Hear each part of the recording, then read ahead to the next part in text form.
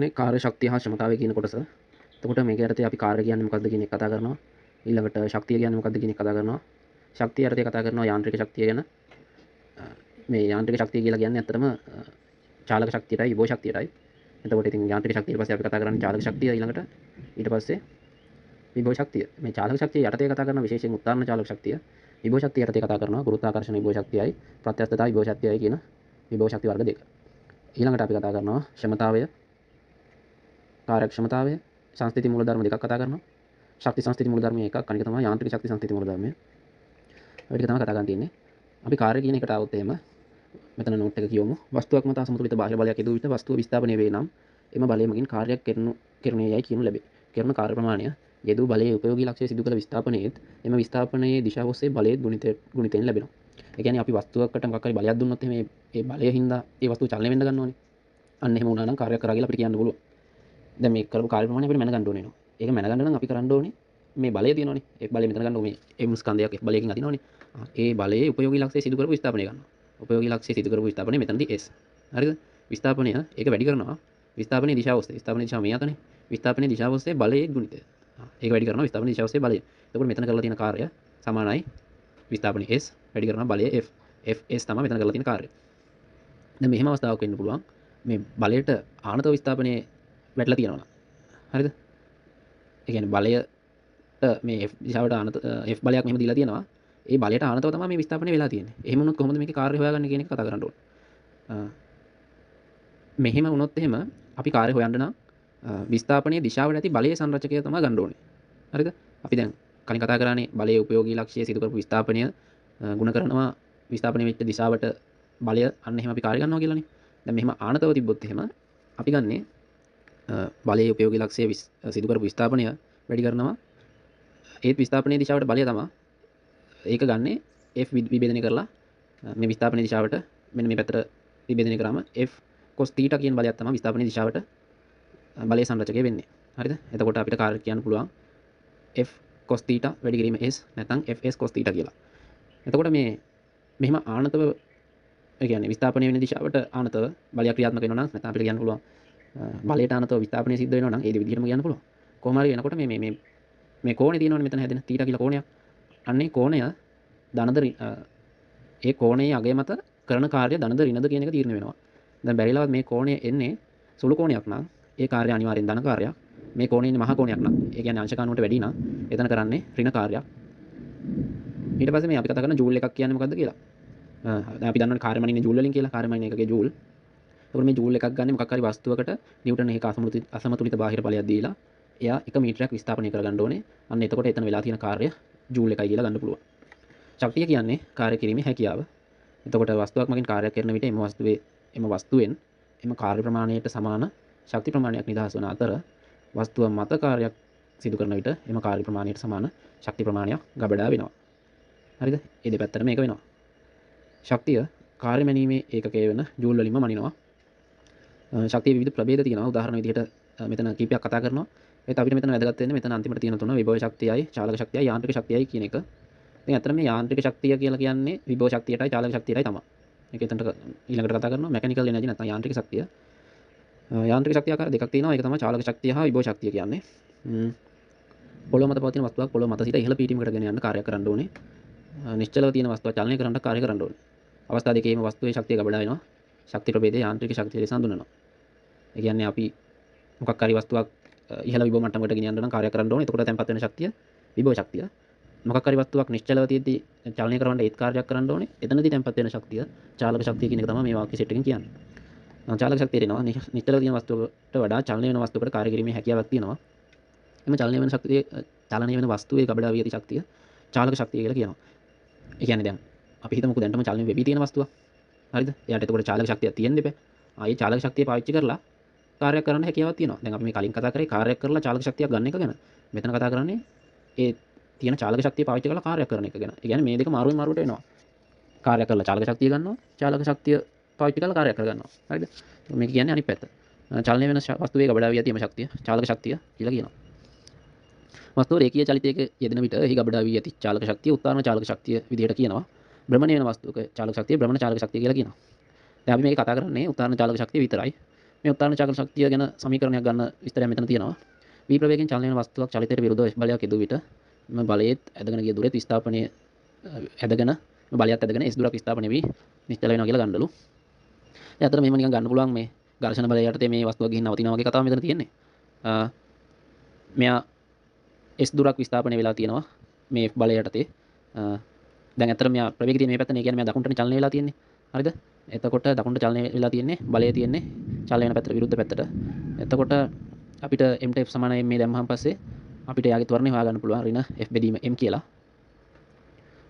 ඊට පස්සේ චලිත සමීකරණයක් දාලා අවසාන ප්‍රවේගය බිඳුවයි කියලා අරන් v වර්ගය සමානයි u වර්ගය දන 2 as වලට ආරම්භක ප්‍රවේගය v වර්ගය කියලා අරන් දෙක වරහන් ඇතුලේ ත්වරණය වෙනුවට ඍණ f බෙදීම m කියලා දාලා විස්ථාපනය s කියලා අරන් අන්තිම මේක සුළු කරාම එනවා fs සමානයි භාගයයි mv වර්ගය කියන එක.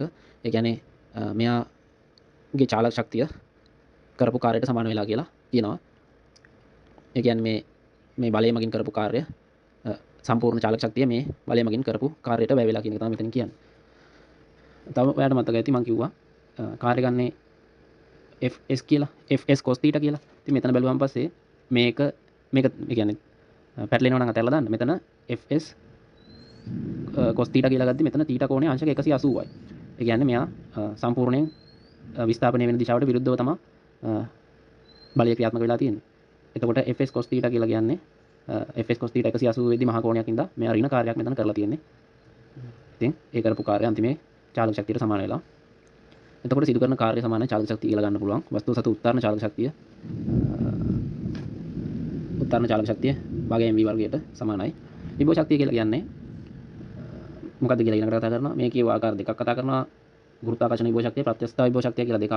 එතකොට ගුරුත්වාකර්ෂණ ශේෂ්ත්‍රයක් තුල මොකක් හරි වස්තුවක් තියෙන තැන අනුව ඒ වස්තුවේ ගබඩා වෙලා තියෙන යාන්ත්‍රික ශක්තිය ගුරුත්වාකර්ෂණ විභව ශක්තිය කියලා කියනවා. කියන්නේ යාගේ පිහිටීම අනුව තමයි මේක තීරණය වෙන්නේ. දැන් අපි මෙතන අරන් තියෙනවා ඒ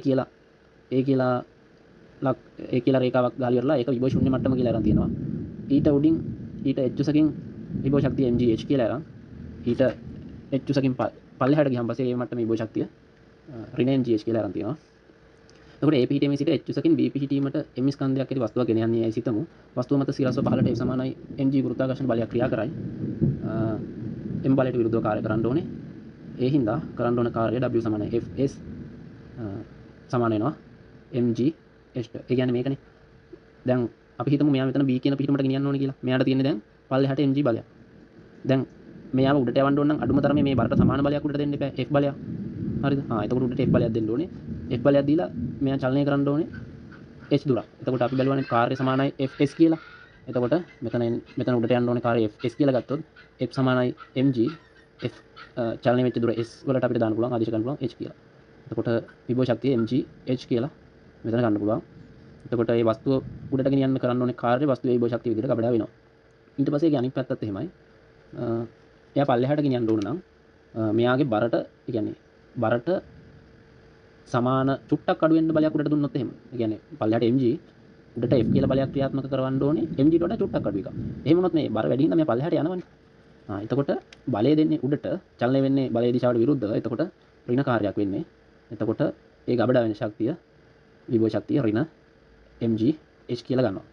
හරිද? මෙතන අර උඩට දෙන බලය ආසන්න වශයෙන් mg ට සමානයි කියලා f සමානයි mg කියලා මෙතනට ආදේශ කරලා තියෙනවා. sorry මෙතනට f සමානයි ඍණ mg කියලා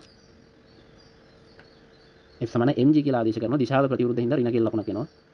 එතකොට එතන විභව ශක්තිය ඍණ mg h. ඊට පස්සේ ප්‍රත්‍යස්ථ විභව ශක්තියට ගියහම පස්සේ මේ ඇදුන හරි සම්පීඩනය වෙලා හරි තියෙන දුන්නකට කාර්යයක් කරන්න හැකියාවක් තියෙනවා. හරිද? කාර්යයක් කිරීමේ හැකියාවක් තියෙනවා කියන්නේ යාට ශක්තියක් තියෙනවා. අන්නේ ශක්තියට අපි කියන්නේ ප්‍රත්‍යස්ථතා විභව ශක්තිය කියලා. එතකොට දැන් මේ කැටපොලයක් ගත්තාම පස්සේ කැටපොලේ රබර් පටිගේ ප්‍රත්‍යස්ථ විභව ශක්තියක් තියෙනවා. ඊට පස්සේ මේ කැටපොලේ ඇදලා විද්දාන් පස්සේ ඒ ගල් කැටේ ඒ කියන්නේ ප්‍රත්‍යස්ථ විභව ශක්තිය චාලක ශක්තිය බවට ශක්ති පරිවර්තනයක් වෙනවා. දැන් අපි මේ කොහොමද මේකේ බලයක් තියෙන්නේ මේ බලයට සම්බන්ධයක් ගන්න හැටි කතා කරනවා මේ සම්පීඩනය හෝ නැත්නම් ඇදුන අවස්ථාවක් සලකලා එතන ක්‍රියාත්මක වෙන බලය ගන්නවා. ඒකට නොඇදී දුන්නක් මත ඒ ඇදෙන පරිදි F බලය යෙදුව විට දුන්නේ දිගේ වැඩිවීම නැත්නම් විතතිය බලයේ විශාලත්වයට අනුලෝමයි කියලා කියනවා. හරිද? එතකොට දැන් අපි කාර්යයක් කරන්න බලයක් යොදන්න එපා. මෙයා බලයක් දීලා ඕනනම් අපිට x දුරක් අපසලා දෙන්න පුළුවන්. නැත්නම් x දුරක් මෙයව තලන්න නැත්නම් සම්ප්‍රේෂණය කරන්න පුළුවන්. එතකොට ඒ චලනය වෙන දුර තියෙන්නේ. කොයි පැත්තට හරි චලනය වෙන දුර ඒ දෙන බලයට අනුලෝමයි කියලා කියනවා. එතකොට මේකෙන් f සමානයි kx කියලා සමීකරණයක් ගන්නවා. දැන් මෙතන මේ k කියලා කියන්නේ දුණු නියතය. එතකොට මේ වගේ දුන්නක ගබඩා වෙන ප්‍රත්‍යස්ථා විභව ශක්තිය w සමානයි භාගයයි kx වර්ගය කියලා කියන සමීකරණය අපිට ගන්න පුළුවන්. ඒකේ භාගයයි kx වර්ගය එන්නේ කොහොමද කියලා ඊළඟට කතා කරනවා. දැන් මේකනේ. දැන් මෙතන මේ දුන්නේ විතතිය වැඩි වෙනකොට බලය වැඩි වෙනවා. ඒ කියන්නේ මෙයා අදින දුර වැඩි වෙද්දී ඒ කියන්නේ f අනුලෝමයි x නේ. එතකොට මෙයා මෙහෙට අදින්න දෙන්න ඕන බලයක් වැඩි වෙනවා. ඒකාකාර බලයක් නෙවෙයි තියෙන්නේ. හරිද? දැන් අපි මේ කලින් උදාහරණ වල කතා කරේ කෙලින්ම f බලයක් දීලා අරමුණු කරනවා කියන්නේ. එතකොට f බලය නියත කියන්නේ හැම වෙලෙම නියත f බලයක්නේ දෙන්නේ. හැබැයි මෙහෙම නෙවෙයි. මේකේ දෙන්නේ ඉස්සෙල්ලාම බලයක් නෑ. එන්න මේ විස්ථාපනය වැඩි වෙනකොට බලය වැඩි වෙගෙන යනවා. එතකොට නියත බලයක් නැති කින්දා අපිට මධ්‍යක බලයක් තමයි ගන්න වෙන්නේ. එතකොට ආරම්භයේදී බලය බිඳුවයි අවසාන අවස්ථාවේදී f කියලා ගත්තොත් එහෙම මෙතන අපිට පාවිච්චි කරන්න පුළුවන් මධ්‍යක බලයක් ඒක හොයාගන්න පුළුවන් බිඳුව දන f බෙදීම 2 කියන එක. එතකොට කාර්යයක් ගන්න නම් අපි කලින් කතා කරානේ බලය උපයෝගී ලක්ෂ්‍ය සිදු කරපු විස්ථාපනයේ දිශාවට බලය කියන ගුණිතයෙන් ගන්නෙ. එතකොට fs කියන එකනේ. එතකොට මෙතන f dash මෙතන හොයාගත්තා. f dash කියන්නේ f බෙදීම 2යි. එතකොට විස්තර කරපු විස්ථාපනය x f බෙදීම 2යි x f සමානයි කලින් ගත්තා kx කියලා. එතකොට මෙතනට kx ආදේශ කරොත් එහෙම අන්තිමේ අපිට එනවා කාර්ය කියන්නේ භාගයයි kx මෙතන x නිගුණ වුණාම භාගයයි kx වර්ගය කියලා ප්‍රත්‍යස්ථ විභව ශක්තිය ගන්න පුළුවන්. ඊට පස්සේ අපි මේ බලයයි කරපු විස්ථාපනය අතර ප්‍රස්ථාරයක් ගැහුවොත් එහෙම ඒ ප්‍රස්ථාරي වර්ගඵලයෙන් අපිට කරපු කාර්ය හොයාගන්න පුළුවන්. මේ ප්‍රස්ථාරයෙන් හොයලා බලුවොත් එහෙම ඒකෙනු ලැබෙන්නේ භාගයයි fx නැත්නම් කාර්යයට අදාළ සමීකරණ යටතේ එන පිළිතුරක් තමයි මේකෙන් ලැබෙන්නේ. ඊළඟට ක්ෂමතාවය එනවා. ක්ෂමතාවය ගැන කතා කරන්නේ මෙතන ඉන්නවා නාකි ඩයල් එකක්. මෙතන ඉන්නවා කොල්ලෙක් ඉන්නවා. එතකොට මේකේ මේ නාකි ඩයල් එකට මේක මෙන්න මේ පඩිපෙළ නගින්න යන වෙලාවට වඩා අඩු වෙලාවකින් මේ කොල්ලට නගින්න පුළුවන්. එතකොට මේ කොල්ලගේ ජවය නාකි මිනිහට වඩා වැඩි කියලා කියනවා. එතකොට ඇත්තට මේ ජවය කියලා කියන්නේ නැත්නම් ක්ෂමතාවය කියලා කියන්නේ කොච්චර ඉක්මනට කාර්ය කරන්න පුළුවන්ද කියන එක නැත්නම් කොච්චර ඉක්මනට ශක්තිය නිදහස් කරන්න පුළුවන්ද කියන එක තමයි. එතකොට ක්ෂමතාවය ගන්නේ කරපු කාර්ය බෙදීම කාලය. මේ දෙන්නම කරන්නේ එකම කාර්යයක්. හරිද? එකම උසක් තමයි දෙන්නටම නගින්න තියෙන්නේ කාර්ය එකයි. හැබැයි මෙයා ඉක්මනට නගිනවා මෙයා නාකි ඩයල් එක පරක් වෙලා නගිනවා. එතකොට ක්ෂමතාවය කාර්ය බෙදීම කාලය එන්නේ ඒකකයේ වොට් වලින් තප්පරයට ජූල් කියලා තමයි කියන්නේ වොට් කියන්නේ තප්පරයට ජූල් කියන එකමයි. ක්ෂමතාවය හා ප්‍රවේගය අතර සම්බන්ධයක් අපිට ගන්න පුළුවන්. දැන් කලින් කියවන ක්ෂමතාවය කියලා කියන්නේ කාර්ය බෙදීම කාලය කියලා. අපි දන්නවා කාර්ය සමානයි fs. එතකොට fs කාලයෙන් බෙදුවන් පස්සේ මෙතන s බෙදීම t කියලා මේක වෙන් කරගත්තොත් එහෙම s බෙදීම t කියන්නේ ප්‍රවේගයනේ විස්ථාපනයේ බෙදීම කාලය සමානයි ප්‍රවේගයනේ. ඉතින්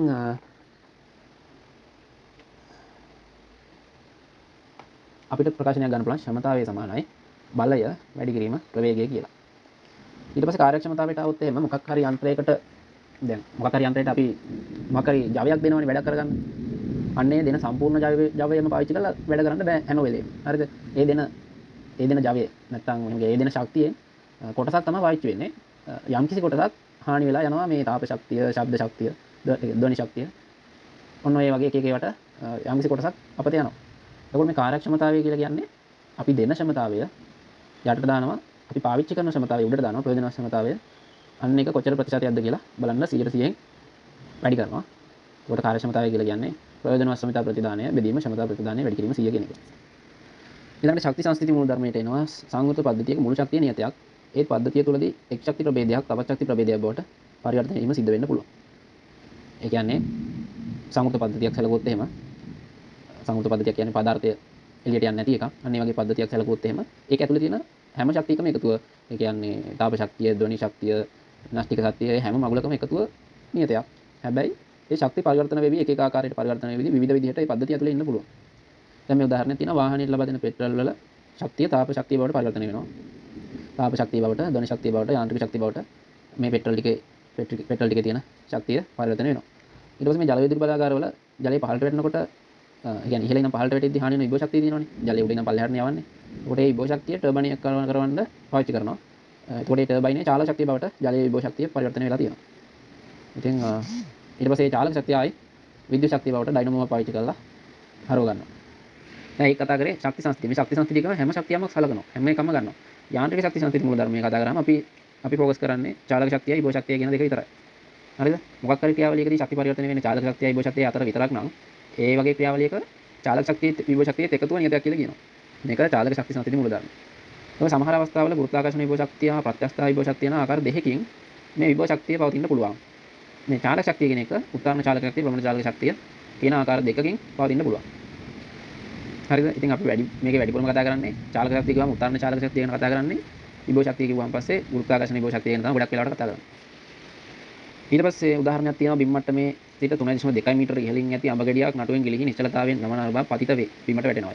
අඹගෙඩිය ප්‍රතිදෙන ප්‍රවේගය හොයන්න කියලා කියනවා. වාතක ප්‍රතිරෝධය ගණන් ගන්න එපාලු. දැන් මේකට යාන්ත්‍රික ශක්ති සංස්ථිති මූලධර්මය දැම්මොත් මේ A පිහිටීමේ චාලක ශක්තිය දන විභව ශක්තිය සමාන වෙනවා B පිහිටීමේ චාලක ශක්තිය දන විභව ශක්තියට. එතකොට දැන් මෙතන අඹගෙඩිය මේ A මට්ටමේ තියෙන්නේ. එතකොට යාගේ චාලක ශක්තිය බිඳුවයි. එතකොට අඹගෙඩියට තියෙනවා mgh කියලා විභව ශක්තියක්. අන්තිමේ බිමට ආවහම පස්සේ යාට විභව ශක්තියක් නැහැ. මොකද මේ මට්ටම විභව ශුන්‍ය මට්ටම කියලා යන්නේ. විභව ශක්තිය බිඳුවයි. එතකොට චාලක ශක්තිය තමයි B එකේ තියෙන්නේ. චාලක ශක්තිය විතරමයි.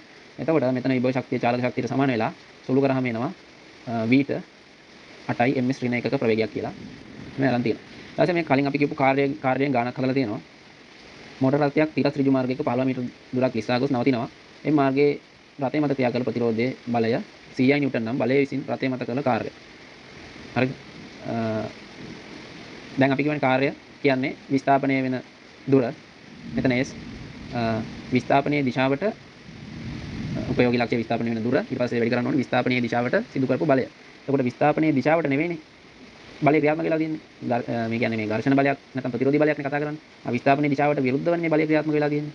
එතකොට මේ බලය ඍණ බලයක්. එතකොට S වැඩි කරනවා Fs cos 160. මේ විස්ථාපනයයි ක්‍රියාත්මක වෙච්ච බලය අතර කෝණය තනිකර සරල රේඛාවකනේ කෝණය. එතකොට 180යි. එතකොට Fs cos θ කියන එකෙන් තමයි අපිට මේ කාර්ය ගන්න වෙන්නේ. බලය තියෙන්නේ විස්ථාපනය වෙන පැත්තට විරුද්ධ පැත්තක හින්දා ඒක ඍණ කාර්යයක් තමයි අපිට එන්නේ. එතකොට විස්ථාපනයේ 15යි බලය 100යි. අන්තිමේ කරපු ඍණ කාර්යය ජූල් 1500යි. හරි මෙතන කතා කරන්නේ නිශ්චලතාවයෙන් පවතින කිලෝ 5ක ස්කන්ධයක් තියෙන වස්තුවක් සමට තිරස් තලයක් උඩ තියලා තියෙනවා. ඒ වස්තුවට නිව්ටන් 2ක තිරස් බලයක් දුන්න හින්දා විනාඩි නෙමෙයි තප්පර 20කදී සිද්ධ කරන කාර්යය අහන්නේ. එතකොට අපිට කාර්යයක් හොයාගන්න අපිට මොනවද ඕනේ? දේවල් දෙකක් ඕනේ. පළවෙනි එක තමයි බලයේ උපයෝගී ලක්ෂය සිදු කරන විස්ථාපනය. අනිත් එක තමයි විස්ථාපනයේ දිශාවට තියෙන බලයේ විශාලත්වය. එතකොට මෙතන බලයේ උපයෝගී ලක්ෂය සිදු වෙච්ච විස්ථාපනය හොයාගන්න නම් අපිට මේ චලි සමීකරණය පාවිච්චි කරන්න පුළුවන් S සමාන u t භාගය a t වර්ගය කියලා. හැබැයි අපි මේකේ ත්වරණය දැනගෙන ඉන්න ඕනේ. ත්වරණය අපි හොයන්න නම් F සමානයි ma දාලා 2 සමානයි 5යි a කියලා ත්වරණය ගන්න පුළුවන් 2 බෙදීම 5 කියලා. කොහොම හරි මෙයා කරන බලයේ උපයෝගී ලක්ෂය සිදු කරන විස්ථාපනය මීටර 80යි කියලා එනවා. ඒකට කාර්ය හොයන්න විස්ථාපනයේ දිශාවට බලය 2කින් වැඩි කරනවා 80 ජූල් 160යි. ඊට පස්සේ යාන්ත්‍රික ශක්ති සංස්ථිති මූලධර්ම ගානක් හදලා තියෙනවා. සිරස්ස ඉහළට ප්‍රක්ෂේපණය කළ වස්තුවක් උපරිම උසක් ගියා කියනවා මීටර 180ක එහි ප්‍රක්ෂේපණ වේගය අහනවා. ඉතින් අපිට සමාන කරන්න පුළුවන් බිමටයි යන උපරිම උසටයි ශක්ති සංස්ථිතිය දානවා. බිම ඉන්නේදී මුළු ශක්තිය සමාන වෙනවා චාලක ශක්තිය. මොකද විභව ශක්තිය නැහැ විභව ශූන්‍ය මට්ටමේ ඉන්නේ. ඊට පස්සේ උඩම ඉන්නේදී චාලක ශක්තිය බිඳුවයි. ඊට පස්සේ විභව ශක්තිය mgh කියලා එනවා. භාගයයි උඩින් භාගයයි විසික කරන්නේ u කියලා ප්‍රවේගයෙන් කියලා හිතුවා. භාගයයි mu වර්ගය සමාන mgh m කැපෙනවා. අන්තිමේ u ට එනවා 6යි ms ඍණ 1 කියලා උත්තරයක්. ක්ෂමතාවෙන් ගානක් හදලා තියෙනවා කිලෝ 100ක ස්කන්ධයක් මීටර 120ක් උසකට මිනිත්තු 2කදී එසවීමට අවශ්‍ය ක්ෂමතාවය. එතකොට ක්ෂමතාවය කියලා කියන්නේ කාර්ය බෙදීම කාලය. කාර්ය කියලා කියන්නේ බලයේ උපයෝගී ලක්ෂ්‍ය සිදු කරපු විස්ථාපනය වැඩි කිරීම විස්ථාපනයේ දිශාවට බලය. එතකොට බලයේ උපයෝගී ලක්ෂ්‍ය සිදු කරපු විස්ථාපනය මීටර 120යිනේ. මීටර 120යි. එතකොට බලය කොච්චරද? බලය විදිහට මෙතන ක්‍රියාත්මක වෙලා තියෙන්නේ බරනේ. බර කිලෝ 100යි කියන්නේ නිව්ටන් කරාම W සමාන mg වෙන්න 10 වැඩි කරන්න ඕනේ 100 වැඩි කිරීම 10. කාලය කියන්නේ මිනිත්තු 2 කියන්නේ තප්පර වලින් ගන්න ඕනේ 120යි. උත්තරේ සුළු වෙලා යනවා වොට් 1000 කියලා. ස්කන්ධය 60ක් වන මිනිසෙක් මීටර 12ක උසදී පරිවේලක් තප්පර 30කින් නගිනවා. ශක්තිය වැය වෙන ශීඝ්‍රතාවය කොච්චරද කියලා අහනවා. කියන්නේ ක්ෂමතාවය කොච්චරද අහනවා. ඒකත් අර විදිහමයි. මෙයා නැගලා තියෙන මීටර 12යිනේ. පරිවේල නැග්ගට ඉතින් උස තමයි ගණන් ගන්න. ඒ කියන්නේ ඇලියට තමයි නගින්නේ. ඒත් දැන් පරිවේලක් ගත්තාන් පස්සේ මෙහෙමනේ පරිවේලේ නගින්නේ. ඒත් අපි ගණන් ගන්නේ මේ කෙලින් සිරස්ස තියෙන උස. මේක 12 මීටර කියලා කියන්නේ. එතකොට 60 වැඩි කරනවා 10න් බර එනවා. අන්න ඒ බර ගෙනියලා තියෙනවා මීටර 12ක් උඩට. ඒක බෙදනවා ගත වෙච්ච කාලය 30න් වොට් 140ක් එනවා. ඊට පස්සේ මෙතන ගණන් කරලා තියෙනවා සුමට වක්‍ර තලයක් මත වස්තුවක් තියලා අතාරිනාලු තලයේ පාමුල ලලු තිරස් තලයේ මත මීටර 8ක් දුර ගමන් කරන ලලු තලයේ ගසන. මේක කියන්නේ මෙතන දෙකයි මෙතන වස්තුවක් තියෙනවා. ඒ වස්තුව මේ සුමට තලයේ මත ඔහොම එනවා පල්ලෙහාට. හැබැයි මෙතන ඉඳන් රළු තලයක් තියෙනවා. ඒ රළු තලයේ ඝර්ෂණයකට ලක් වෙලා ඉවරලා මෙයා නිශ්චල වෙනවා කියලා කියන්නේ. එතකොට මෙතන අහන්නේ මේ රළු තලයේ ඝර්ෂණ සංගුණකය කොච්චරද කියලා. ඒකට අපි ඉස්සෙල්ලාම පාවිච්චි කරනවා යාන්ත්‍රික ශක්ති සංස්ථිති නියමය. හරිද? යාන්ත්‍රික ශක්ති සංස්ථිති නියමය දානවා. මෙන්න මෙතනටයි. මෙතන ෆෝමියුලා ඉන්න අවස්ථාවටයි. එහෙම දැම්මම පස්සේ උඩ තියෙනවා මෙතනදී mgh විභව ශක්තිය තියෙන චාලක ශක්තිය බිඳුව mgh ධන බිඳුව සමාන මෙතනදී චාලක ශක්තිය ධන විභව ශක්තිය බිඳුව. එතකොට මෙතන විභව ශක්තිය මෙන්න මේ බිමට ආවම සම්පූර්ණ චාලක ශක්තිය බවට පත් වෙනවා. ඊළඟට අපි එනවා මෙතනටයි නිශ්චල වන අවස්ථාවටයි මේ තලයේ පාමුල වක්‍ර තලයේ පාමුල අවස්ථාවටයි දානවා. එතකොට මේ පාමුල අවස්ථාවේ ශක්තිය E2 කියලා ගත්තොත් නිශ්චල වුණාම ශක්තිය E3 කියලා ගත්තොත් මේ E2 ගේ ශක්තිය එකතු කිරීම මෙතන කරපු කාර්යය සමාන වෙනවා E3 ගේ ශක්තියට. එතකොට E3 ගේ ශක්තියක් ඇත්තටම මෙතන නෑ චාලක ශක්තිය බිඳුවක් වෙනවනේ ප්‍රවේග බිඳුව නම් නිශ්චල වුණාම පස්සේ. එතකොට මේක බිඳුවයි. මෙතන චාලක ශක්තිය ධන W සමාන බිඳුව වෙනවා. එතකොට කාර්යය ගත්තොත් එහෙම කාර්යය චලනය වෙන දිශාව කාර්ය කරන්නේ විස්ථාපනය වෙන්නේ බලයට විරුද්ධ දිශාවට. එතකොට ඍණ කාර්යයක් වෙලා තියෙන්නේ. භාගය mv වර්ගයේ ඍණ fs සමාන බිඳුව වෙනවා. ඍණ fs අනිත් පැත්තට දැම්මම f භාගය mv වර්ගය සමාන fs කියලා එනවා.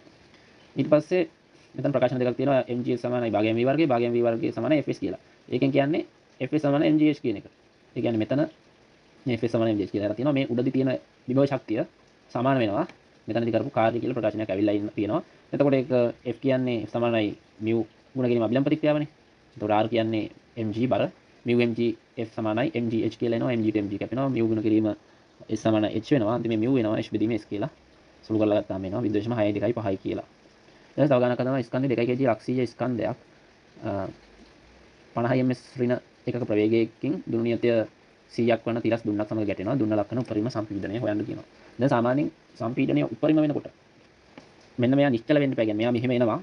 සාමාන්‍යයෙන් වෙන්නේ ඔය සම්පීඩන වෙනකොට කවුරු හරි ඇවිල්ලා වදිනවා. එයා නිශ්චල වෙනවා. ආයි ඕනනම් ඒ ඇති වෙච්ච බලයට එයා විසිවිලා යනවා. දැන් උපරිම අනිත් පැත්තට විසිවිලා යනවා. දැන් උපරිම සම්පීඩන අවස්ථාවේදී මෙයාගේ මෙයා මෙන්න මේ බෝලේ නිශ්චල වෙන්න ඕනේ. ශනික නිශ්චලතාවයකටපත් වෙන්න ඕනේ. අන්න එතනදී තමයි එතනට දාලා තමයි අපි ගාන හදන්නේ. දැන් මුලදී ගත්තාම පස්සේ මේ E1 කියලා ගත්තොත් එහෙනම් මෙයාට තියෙන චාලක ශක්තිය මෙයාගේ චාලක ශක්තිය ගන්න පුළුවන් ප්‍රවේගයෙන් ධන ශක්ති සංස්ථිති ධන මේ E1 කියලා මේ පද්ධතියට. එතකොට ශක්ති සංස්ථිති දැම්මම වෙනවා මෙතන මෙයාගේ චාලක ශක්තිය ධන මෙතන සම්පීඩනයක් වෙලා නැහැ. ඒකින්ද ඒක බිඳුවයි කියලා ගන්නවා. ඊට පස්සේ E2 ගත්තාම පස්සේ චාලක ශක්තියක් නැහැ. හැබැයි මෙතන මේ දුන්න සම්පීඩන වෙලා තියෙනවා. එතනින් එන ශක්තිය භාගයයි kx වර්ගය කියලා ගන්න පුළුවන්. නැත්නම් මෙතන සිදු කරලා තියෙන කාර්ය භාගයයි kx වර්ගය කියලා ගන්න පුළුවන්. මෙයා x දුරක් චලනය වෙලා තියෙනවා කියලා හිතලා දැන් අහන්නේ උපරිම සම්පීඩනයනේ. කියන්නේ x නේ හොයන්න කියන්නේ. එතකොට මේ අවස්ථාවේ තිබ්බ ශක්තිය E1 කියන පද්ධතියේ තිබ්බ ශක්තිය E2 ගේ පද්ධතියේ ශක්තියට සමාන කරලා. එතකොට චාලක ශක්තිය සමාන වෙලා තියෙනවා. මෙන්න මේ දුන්නේ ගබඩ වෙච්ච ශක්තියට කෙටිම කිව්වොත් ඒක තමයි වෙලා තියෙන්නේ. ඊට පස්සේ මේක x සුළු කරලා ගත්තාම උත්තරේ එන්නේ මූල 50යි කියලා. ඒ කියන්නේ මොකද්ද 50 කියන්නේ 25 වලක් දෙකනේ. 5යි මූල 2යි උත්තරේ එන්නේ. ඊට පස්සේ ටියුට් එකේ ගණන් කීපයක් හදලා තියෙනවා. ටියුට් එකේ ගණන් කීපයක් හදලා තියෙනවා. එකක් බලමු. 10 වෙනි ගාන 5 kg ස්කන්ධයක් මත 60 නිව්ටන්ක බලයක් අංශක 30 ගානතියක් එක්ක යොදලා ඉල්ලා 325 මීටර දුරක් අදිනවා. යදු බලය මගින් කරන කාර්ය අහන්නේ. කාර්ය W සමාන F ගෙන්. එතකොට මේක ආනත බලයක්නේ. විස්ථාපනයේ ආනතවනේ බලය තියෙන්නේ. එතකොට අපි F වෙනුවට F ආනත බලයේ ආනත සංරචකය ගන්නවා Fs cos θ කියන එක. එතකොට F කියන්නේ 60යි කෝණේ 30යි cos 30 60යි cos 30 ගුණ කිරීම චලනයේ බලයේ උපයෝගී ලක්ෂ්‍ය චලනය වෙච්ච දුර මීටර 325යි සුළු කරාම මෙන්න මේ උත්තරේ එන්න ඕනේ පළවෙනි උත්තරේ. ඊට පස්සේ 11ට එනවා ප්‍රස්ථාරයක් දීලා තියෙනවා වස්තුවක් මත ක්‍රියා කරන විචල්්‍ය බලයක් F විචල්්‍ය F කියලා බලයක් හා මේ බලය යටතේ චලනය වෙච්ච දුර තමයි මේ ප්‍රස්ථාරයෙන් කියන්නේ. උන්නේ මේකේ කාර්ය ප්‍රමාණය අහනවා. එතකොට ඉතින් කාර්ය ප්‍රමාණය මේ ප්‍රස්ථාරයේ වර්ගඵලයෙන් ගන්න පුළුවන්. ප්‍රස්ථාරයේ වර්ගඵලයෙන් එන්නේ Fs කියන එක තමයි. එතකොට මේ තියෙන ත්‍රිකෝණ කෑල්ලේ මෙන්න මේ චූටි ත්‍රිකෝණ කෑල්ලේ වර්ගඵලය මේ තියෙන මේ කොටුව වගේ එක මේකේ මේ ට්‍රපීසියම් කොටස වර්ගඵලය වෙනම එකතු කරාම 325ක් ඇවිල්ලා තියෙනවා. හරි ඊළඟට යන 14 වෙනි ගානට මේකේ කතා කරන්නේ රළු තිලස් තලයක් මත ප්‍රවේගය 12කින් ඉස්සලා යන ස්කන්ධ 8ක් වෙන වස්තුවක් ඝර්ෂණ බලය නිසා නිශ්චලතාවයට පත් වෙනවලු. ඝර්ෂණ බලයට එරෙහිව වස්තුව විසින් කරන කාර්ය මොකක්ද කියලා අහන්නේ. ඉතින් දැන් මේ ඝර්ෂණ බලයට එරෙහිව මෙයා කාර්ය කරන්නේ මෙයාගේ චාලක ශක්තිය පාවිච්චි කරලා. එතකොට චාලක ශක්තිය පාවිච්චි වෙනවා ඝර්ෂණයට විරුද්ධව කාර්ය කරන්න. ඊට පස්සේ එයා නිශ්චල වෙනවා. දැන් මෙතන අහන්නේ මොකද්ද එතකොට? අහන්නේ කාර්යනේ. එතකොට දැන් අපි චාලක ශක්තිය හොයාගත්තා නම් කාර්ය වන්න පුළුවන්. මේක හදලා තියෙන්නේ මෙහෙමයි. දැන් පළවෙනි අවස්ථාවේදී ශක්තිය E1 කියලා අරන් ඊට පස්සේ නිශ්චල වුණාම පස්සේ ශක්තිය E2 කියලා අරන් එතකොට මේ සම්බන්ධයක් කරන් E1 ධන කරපු කාර්ය සමානයි E2 කියලා. ඒ කියන්නේ මේ ශක්තිය ධන මෙතනදී වැය වෙච්ච ඒ කියන්නේ ඝර්ෂණ බලයට විරුද්ධව ගමන් කරන්න පාවිච්චි කරපු කාර්ය W කියලා අරන් අන්න ඒ දෙකේ එකතුවෙන් තමයි E2 හැදෙන්නේ කියලා අරන්. එතකොට චාලක ශක්තිය භාගයම V වර්ගය චලනය වෙන දිශාවට විරුද්ධව බලය ක්‍රියාත්මක වෙන නිසා නැත්නම් Fs cos 180 හින්දා මහා කෝණයක් කියන්නේ කෙලින්ම චලනය වෙන පැත්තට විරුද්ධව තියෙනවා ඍණ කාර්යයක් වෙනවා කියලා කෙලින්ම කියන්න පුළුවන්. මේකින්ද ඍණ Fs සමානයි නිශ්චල වෙලා හින්දා අන්තිම පද්ධතියේ ශක්තිය බිඳුවයි. එතකොට Fs අනිත් පැත්තට දාන්න පුළුවන්. මෙතනට ඍණ ලකුණක් වැරදිලා දාලා තියෙන්නේ. සුළු කරාම එනවා 576යි ජූල් කියලා දෙවෙනි උත්තරේ. ඊළඟට යන්න තියෙනවා 28 වෙනි ගාන. මේක කියනවා V1 V0 එකෙන් ගමන් කරන උණ්ඩයක් සමාන දුරින් තබා ඇති සරල සම පුවර තුලින් ගමන් කරයි. පළමු පුවර තුලින් ඉවත් වන විට එහි ප්‍රවේගය 0.83 V0 නම් එය නවතුන ඇත්තේ කීවනි පුවරුව තුලද? උණ්ඩය දිගටම තිරස්ස ගමන් කරන්නේ යයි ප්‍රතිරෝධී ඵලය නියතව පවතින්නේ යයිද සලකන්න. මේක හදලා තියෙන්නේ මෙහෙමයි. දැන් අපි එක තාඩුවක් මෙතන සලකලා තියෙනවා. ඒ තාඩුව ගත්තාම ඒ උණ්ඩය ගත්තාම උණ්ඩය සමග ඒ පද්ධතියේ මුල් චාලක ශක්තිය E1 කියලා අරන් තියෙනවා. ඊට පස්සේ උණ්ඩය යනවනේ මේක හරහා. උණ්ඩය මේ ග්ලී කුට්ටිය හරහා යනකොට බලයක් මගින් යම්කිසි විස්ථාපනයක් කරනවානේ. එතකොට කාර්යයක් සිද්ධ වෙනවානේ. අන්නේ කාර්ය මේ S දුරක් විස්ථාපනය වුණාම කරන කාර්ය W කියලා අරන් තියෙනවා. ඇත්තටම මෙතන මේ බලය විදිහට ක්‍රියාත්මක කරන්නේ වෙන්නේ මේ බුලට් එක යනවට ඊට විරුද්ධව ඝර්ෂණ බලය තමයි ක්‍රියාත්මක වෙන ඝර්ෂණ බලය තමයි මෙතන කාර්ය කරන්නේ. එතකොට මෙයාගේ චාලක ශක්තිය ධන බුලට් එක යනවට විරුද්ධව ක්‍රියා කරපු ඝර්ෂණ බලය සමාන වෙනවා E2 මෙයා එළියට ගියාම තියෙන චාලක ශක්තියට. එතකොට කාර්ය කියන්නේ කොහොමද චලනය වෙන දිශාවට විරුද්ධව බලය තියෙන හින්දා ඍණ කාර්යයක් නෙලා තියෙන්නේ. එතකොට E1 ඍණ Fs සමාන E2 අපිට Fs හොයා ගන්න පුළුවන් මුක්ත කරලා E1 ඍණ E2. ඒ කියන්නේ මේ දී කුට්ටියක් කරා යද්දි මෙන්න මේ වගේ කාර්යයක් කරලා තියෙනවා. එතකොට E1 ඍණ E2 කියන එක හොයා ගන්න පුළුවන්. මෙහෙම සුළු කරාම පස්සේ අන්තිමට මේ එනවා මෙහෙම සුළු කිරීමක් තියෙනවා. ඊට පස්සේ අර වර්ග දෙකකාන්තරය කියන එකෙන් ඕලෙවල් කාලේ සුළු කරන විදිහකින් මෙහෙම ගන්නවා. මෙතන කොටසක් නැහැ. මෙතන එක ඍණ 0.83 එක ධන 0.83 කියලා එනවා. ඔහොම අරන් මේක තමයි කාර්යය. හරිද? අර කුටියක් කරා යන්න ඕනේ කරන්න ඕනේ කාර්යය. ඊට පස්සේ දැන් බලනවා ආරම්භක ශක්තියෙන් මේ කරන්න ඕනේ කාර්යය බෙදනවා. එතකොට කුටි කීයක් කරා යන්න පුළුවන්ද කියලා එනවා. මෙහෙම බෙදුවාන් පස්සේ 3.1 කියලා එනවා. එතකොට කුටි 3යි 4 වෙනි කුටියේ චුට්ටක් දුරට යන්න පුළුවන් කියන එක තමයි කියන්නේ. එතකොට ඔක්කොම කුටි 4යි උත්තරේ 3. ඊට පස්සේ 38 වෙනි ගානද මේ තියෙන්නේ 38. මෝටර රථයක ස්කන්ධය කිලෝග්‍රෑම් 1000ක් වන අතර මාර්ග ප්‍රතිරෝධය කිලෝග්‍රෑමයට නිව්ටන් එකක් වේ. මෝටර රථය 2යි ms ඍණ දෙක ත්වරණයෙන් ගමන් කිරීමට අවශ්‍ය එන්ජිමේ ප්‍රකාශන බලය හොයන්න. හරි. දැන් අපි අහන්නේ මොකද්ද? අපි අහන්නේ එන්ජිම කොච්චර බලයක් දෙන්න ඕනද ඝර්ෂණය වැඩ පවත්වලා ඉස්සරහට යන්න. එතකොට දැන් මේක කියන්නේ කිලෝග්‍රෑමයට නිව්ටන් එකක ප්‍රතිරෝධයක් කියලානේ. එහෙනම් මේක කිලෝග්‍රෑම් 1000ක බර එකක් නේ වාහනේ. එතකොට කිලෝග්‍රෑමයට නිව්ටන් එකක ප්‍රතිරෝධයක් තියෙනවා කිලෝග්‍රෑම් 1000කට නිව්ටන් 1000ක ප්‍රතිරෝධයක් තියෙන්න ඕනේ. එතකොට මෙයා චලනය වෙන දිශාවට විරුද්ධව නිව්ටන් 1000ක බලයක් ක්‍රියාත්මක වෙන්න ඕනේ. එතකොට මෙයා ඉස්සරහට යනවා නම් 2යි ms ඍණ දෙක ත්වරණයකින් අපිට දාන්න පුළුවන් F සමානයි ma කියලා. මෙයා ඉස්සරහට යන ප්‍රකාශන බලය F0 කියලා ගත්තොත් පිටිපස්සට තියෙනවා ඝර්ෂණ බලය ඍණ 1000යි සමානයි ස්කන්ධය 1000යි ත්වරණය 2යි. එතකොට අපිට එනවා ප්‍රකාශන බලය 3000යි නිව්ටන් කියලා. උත්තරේ 3000 නිව්ටන් කියලා එනවා. ඊට පස්සේ අහනවා ඉහත ත්වරණයෙන් ගමන් කරමින් එක් අවස්ථාවක මොටර රථයේ වේගය 8යි ms ඍණ 1 වන මොහොතේදී එන්ජිමේ ශ්‍රමතාවය ගණනය කරන්න කියලා. දැන් අපි ශ්‍රමතාවය හොයන්න P සමානයි FV කියලා සමීකරණයක් දන්නවා. එතකොට මෙතන කතා කරන්නේ ඉහත ත්වරණයෙන් 2යි ms ඍණ 2 ත්වරණයෙන් ගමන් කරනකොට වේගය 8යි ms ඍණ 2 ඍණ 1 වන වෙලාවක එන්ජිමේ ශ්‍රමතාවයනේ. දැන් එතකොට දැන් මෙයාගේ ප්‍රකාශන බලය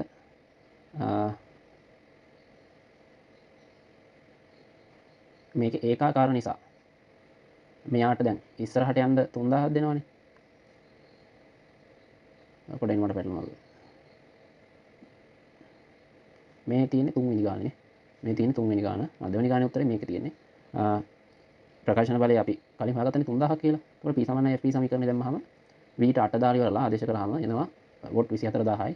නැත්නම් කිලෝවොට් 24යි කියලා උත්තරේ ගන්න පුළුවන්. ඊට පස්සේ 3 වෙනි ගානට යනවා 3 වෙනි කොටසට යනවා. මෙම මාර්ග ප්‍රතිරෝධයම සහිත තිරසට අංශක 30ක ආනත කන්දක මෝටර රථය 10 ms ශ්‍රේණියක නියත වේගයෙන් ගමන් කිරීමේදී එන්ජිමේ සමතාවය. කියන්නේ ආනත තලයක් තියෙනවා අංශක 30ක ආනතියක. ඉතින් මෙයා මෝටර රථය 10 ms ශ්‍රේණියක නියත වේගයෙන් යනවා එන්ජිමේ සමතාවය අහනවා. දැන් අපිට කිව්වොත් නියත වේගයකින් කිව්වහම එයා මත බාහිර අසමතුලිත බලයක් ක්‍රියාත්මක වෙන්නේ නැහැ නේ. ඒකනේ අපිට එතනින් ගන්න පුළුවන්. ඒ කියන්නේ ඉහළට ක්‍රියාත්මක වන ප්‍රකාශන බලය සමාන වෙන්න ඕනේ පල්ලෙහාට තියෙන බලවලට. ඔය පල්ලෙහාට තියෙන බල තමයි මෙයාගේ බරය සංරචකයක් කියනවා mg sin θ කියලා. ඊට පස්සේ ඝර්ෂණ බලයක් තියෙනවා 1000 නිව්ටන් කියලා. ඒක අපි කලින් ගත්තනේ. එතකොට ඒ දෙක එකතුව සමාන වෙන්න ඕනේ ප්‍රකාශන බලයට. එතකොට mg sin θ දාලා ගත්තාම පස්සේ පල්ලෙහාට තියෙන බරය සංරචකය 5000 කියලා එනවා. ඝර්ෂණ බලය 1000යි. ඒ දෙකේ එකතුව තමයි ප්‍රකාශන බලය වෙන්නේ 6000 නිව්ටන්. එතකොට එන්ජිමේ ක්ෂමතාව හොයන්න නම් P සමාන FV දානවා. F කියන්නේ 6000යි, V කියන්නේ 10 ms ඍණ 1. එතකොට 60000යි වෝට් නැත්නම් 60 කිලෝවෝට් කියලා උත්තර එනවා. ඊළඟට යනවා 35 වෙනි ගානට. ජල පොම්පයකින් විසින් සෑම තප්පරයක් පාසාම ජලය 35 වෙනි ගාන නේද? ඔව්. මේ ගානද වෙන එකක්ද? ඔව් මේ ගාන තමයි. ජල පොම්පයක් විසින් සෑම තප්පරයක් පාසාම ජලය කිලෝ 5ක් උඩට උස්සලා 2 ms ඍණ 1 වේගයකින් විදිනවා. පොම්පේ ඝර්ෂණ බලයෙන් මැඩ පැවැත්වීමට වැය වෙන ක්ෂමතාවය. මේකෙන් කියන්නේ ජලය කිලෝ 5ක් 2 ms ඍණ 1 වේගයකින් උඩට යවනවා මෙන්න මේ 750 වෝල්ට් කියන ජල පොම්පය මගින්. එතකොට මේ පොම්පේ මගින් ඝර්ෂණ බලයක් ඇති වෙනවානේ. පොම්පේ ඝර්ෂණ කියන්නේ වතුර ගමන් කරනට විරුද්ධව පොම්පේ ඝර්ෂණ බලයක් තියෙනවානේ. අන්නේ ඝර්ෂණ බලය විතරක් මැඩ පවත්වන්න කොච්චර ක්ෂමතාවයක් ඕනද කියන එක තමයි කියන්නේ. එතකොට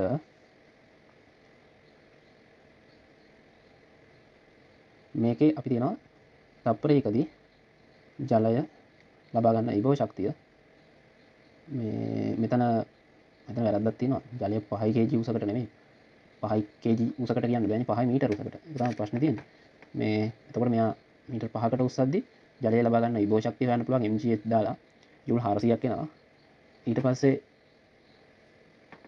මෙයා ගන්න චාලක ශක්තිය ගන්න පුළුවන් භාගය mv වර්ගය දාලා. එතකොට ඒකට එනවා භාගය mට දානවා 5යි. දැන් මේකේ ප්‍රවේගය කියනවානේ 2 ms ඍණ 2ක ප්‍රවේගයක් කියලා. එතකොට මෙතන 100ක් කියලා එනවා. එතකොට ජලයේ තප්පරයකදී ගන්න මුළු ශක්තිය මේ දෙක එකතුව ජූල් 410යි. එතකොට මෙයා 750ක් දුන්නානේ තප්පරයකදී. කියන්නේ වෝට් 750ක් දෙනවා කියලා කියන්නේ තප්පරයකට ජූල් 750ක් දෙනවා කියන එකනේ. ඒත් අපි මේකට පාවිච්චි කරලා තියෙන්නේ ඇත්තටම මේ ප්‍රොසෙස් එකේදී වැය වෙලා තියෙන්නේ ජූල් 410යි. එතකොට අනිත් ටික තමයි ඝර්ෂණයට විරුද්ධව වැඩ කරන්න පාවිච්චි වෙලා තියෙන්නේ. එතකොට ඒක තමයි ක්ෂමතා හානිය කියන්නේ. 750 410 අඩු කරාම 340යි. ඊට පස්සේ 45 වෙනි ගාන තියෙනවා. 45 වෙනි ගානේ මීටර් 30ක ගැඹුරක් ලිඳකින් ජලය හිස් කරන පොම්පයකින් මිනිත්තුවට ඝන මීටර් 6ක ශීඝ්‍රතාවයකින් ජලය පිටට අදිනවා. ජලය අදින නලයේ අභ්‍යන්තර හරස්කඩ වර්ගඵලය 1/10 වර්ග මීටර වෙනවා. ඝර්ෂණය නොසලකා හැර පොම්පයේ ක්‍රියා කරන ක්ෂමතාවය හොයන්න. හරි. ලිඳක් තියෙනවා කියනවා මීටර් 30ක ගැඹුරක. හරිද? ඒකෙන් පොම්පයකින් වතුර අදිනවා මෙහෙම ශීඝ්‍රතාවයකින්. එතකොට ඒ අදින පොම්පේ හරස්කඩ වර්ගඵලය දීලා තියෙනවා. එතකොට ඝර්ෂණය ගණන් ගන්න එපා කිව්ව කලින් ගන්න වගේ පොම්පේ ක්‍රියා කරන ක්ෂමතාවය තමයි හොයන්න ඕනේ. දැන් අපි මේකේ ක්ෂමතාවය මෙතන දීලා තියෙන්නේ මිනිත්තුවකටනේ. ඒ කියන්නේ ක්ෂමතාවය නෙමෙයි. පිටත අදින ශීඝ්‍රතාවය මිනිත්තුවකටනේ දීලා තියෙන්නේ. ඒක අපි තප්පරයකට කොච්චර මෙයා වතුර අදිනවද කියලා හොයාගන්න ඕනේ. ඒක ඝන මීටරයකට කියන්නේ මිනිත්තුවට ඝන මීටර 6යි නම් තප්පරයකට කොච්චරද හොයන්න. ඒක 60ෙන් බෙදන්න ඕනේ. එතකොට තප්පරයකට 0.1 ඝන මීටර අදිනවා. එතකොට තප්පරයකදී අදින ස්කන්ධය කොච්චරද කියලා හොයාගන්න ඕනේ. ඒක හොයන්න අපි පරිමාව ඝනත්වයෙන් ගුණ කරන්න ඕනේ. එතකොට 0.1 ඝන මීටර ගුණ කරනවා 1000යි kgm ඍණ 3. එතකොට එනවා ස්කන්ධය. අපි දන්නවනේ පරිමාව ඝනත්වයෙන් ගුණ කරාම පස්සේ ස්කන්ධයක් එනවා කියලා. ස්කන්ධය කිලෝග්‍රෑම් 100යි. ඒ කියන්නේ මෙයා තප්පරයකදී කිලෝග්‍රෑම් 100ක් උඩට අදිනවා. එතකොට තප්පරයකදී කිලෝග්‍රෑම් 100ක් උඩට අදිනකොට අපි බලනවා මෙයා කොච්චර වේගකින්ද කොච්චර ප්‍රවේගකින් යන්න ඕනද කියලා. දැන් අපි දන්නවා ශීඝ්‍රතාවය ගන්න පුළුවන් AV කියන එකෙන්. හරිද? V කියන්නේ තප්පරයකට යන දුර. A කියන්නේ හරස්කඩ වර්ගඵලයනේ. හරිද? එතකොට මේකෙන් එන්නේ තප්පරයකදී ගමන් කරන ජල පරිමාව නැත්නම් තප්පරයකට ජලය ගමන් කරන ශීඝ්‍රතාවය කියලා කියන්නත් පුළුවන්. එතකොට තප්පරයකට ගමන් කරන ජල පරිමාව අපි ගත්තානේ 0.1 m ඝනය කියලා. ඒක සමාන වෙනවා හරස්කඩ වර්ගඵලය ගුණ කිරීම මේ ජලය ගමන් කරන ප්‍රවේගය. එතකොට ජලය 10 ms ඍණ 1 ප්‍රවේගයකින් යනවා කියලා මෙතන හොයාගන්න පුළුවන්. එතකොට දැන් මේක අපි උඩට යවන්න එපා වතුර පාර. වතුර පාර උඩට යවන්න නම් මෙතන ඉඳන් මෙතනට යද්දි විභව ශක්තිය කාර්ය කරලා විභව ශක්තිය වගේ එතන තැම්පත් වෙනවා. එතකොට කරපු කාර්ය හොයාගන්න පුළුවන් අපිට mgh දාලා 100 වැඩි කිරීම 10 වැඩි කිරීම 30 කියලා ජූල් 30000ක් එනවා. ඊට පස්සේ මෙයා යනවා කියනවා අපි හොයාගන්නවානේ මේගොල්ලෝ යන ප්‍රවේගය 10 ms ඍණ 1 කියලා. ඒක හොයාගන්න ඊට පස්සේ අපිට දාන්න පුළුවන් මේගොල්ලෝ ගමන් කරවන්න දෙන කාර්ය මගින් ලබා ගන්න චාලක ශක්තිය කොච්චරද කියලා. ඒක එනවා ජූල් 5000යි කියලා. එතකොට මුළු ශක්තිය මේ දෙන්නගේ එකතුවට සමානයි 35000ක් වෙනවා. එතකොට මේ ඔක්කොම කතා කරේ තප්පරයක් සම්බන්ධවනේ. තප්පරයකට ජූල් 35000ක් වැය වෙනවා. තප්පරයකට ජූල් කියන්නේ කොහොමද වෝට්නේ. ඒ කියන්නේ ක්ෂමතාවයනේ. එතකොට ක්ෂමතාවය 35යි කිලෝවෝට්. ඔය ගණන් ටික තමයි තියෙන්නේ. ඉස්සරහට තියෙන පාඩම පුළුවන් තරම් ඉක්මනට දාන්න බලන්න.